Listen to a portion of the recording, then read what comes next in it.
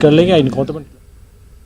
कल रात बीएसएफ ने कानाचक इलाके में ड्रोन की सरगर्मी देखी और ड्रोन की तरफ कुछ गोलियां चलाईं। फौरी तौर पर पुलिस पार्टी को तैनात किया गया। 11 बजे के करीब कानाचक के इलाके दयारान में पुलिस पार्टी ने ड्रोन की सरगर्मी को देखा। ड्रोन के साथ मुंसलिक पेलोड को नीचे लाया गया, ताहम ड्रोन को गिराया नहीं जा सका है। पेलोड में बच्चों के टिफिन बॉक्स के अंदर 3 मिकनातीसी आईईडीज पैक किए गए थे। आईईडीज को नाकारा बना दिया गया है। पुलिस इस मामले की जांच कर रही है।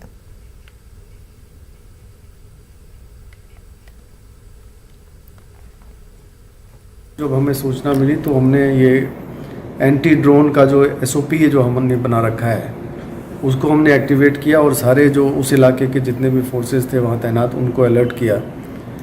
दयारन के इलाके में तकरीबन 11 बजे रात को ड्रोन एक्टिविटी ऑब्जर्व हुई और ड्रोन से एक पैकेट गिराया गया। हमारे जो फोर्स वहाँ पे थे, पुलिस की फोर्स वहाँ पे, उन्होंने ड्रोन पे फायरिंग की, लेकिन ड्रोन को गिराने में हम इस बार कामयाब नहीं हो पाए।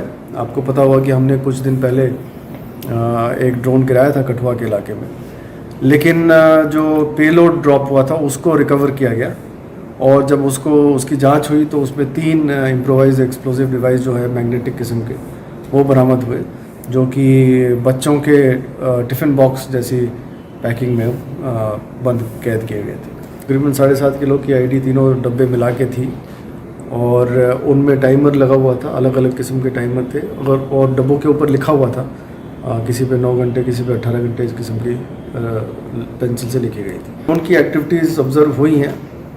पिछले दिनों में भी एक ड्रोन को गिराया गया था जिससे 7 स्टिकी बॉम्ब और यूबीजीएल ग्रेनेड्स बरामद हुए थे। आज भी आईडीज बरामद हुए हैं।